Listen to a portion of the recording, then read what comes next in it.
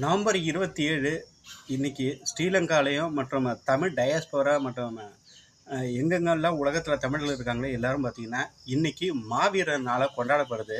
இந்த கொண்டாடப்படுறதுக்கு காரணம் என்னன்னா, லெப்டினன்ட் சங்கர் சத்யநாதன் அலை சுரேஷ் அப்படின்னு சொல்லிட்டு 1982ஆம் ஆண்டு எல்டிடியில் ஒரு ஃபஸ்ட்டு கேடர் பார்த்தீங்கன்னா ஸ்ரீலங்கன் ஆர்மிக்கும் தனி இடம் தேவை அப்படின்னு சொல்லிட்டு எல்டிடி போராளிகளும் ஒரு பெரிய மோதல் ஏற்படுது. அந்த கம்பாட் ரோலில் பார்த்தீங்கன்னா லெப்டினன்ட் சங்கர் வந்துட்டு இறந்து போயிடுறாரு. இவர் இறந்து போன பிற்பாடு தான் அன்றைய நாளை நினைவு தினமாக கொண்டாடப்படுறது ஒரு மாவீரர்னால. அன்றைக்கி தமிழகம் எங்கே பார்த்தீங்கன்னா தமிழர் வாழும் பகுதியில் வீடுகளில் மெழுகுவர்த்தி விளக்குகள்லாம் ஏற்றி அவங்களுக்கு வந்து அஞ்சலி செலுத்துவாங்க. இதே போல் தமிழ் ஈழத்துக்கு தனி நாடு கோரி போர்கள்லாம் அப்போ தான் வந்து மும்முரமாக ஸ்டார்ட் ஆனுச்சு. இதுக்குன்னு தமிழ் ஈழத்துக்குன்னு ஒரு கொடி விடுதலை புலிகள் கொடியெல்லாம் அறிமுகப்படுத்தப்பட்டுச்சு தான் இந்த நாள்.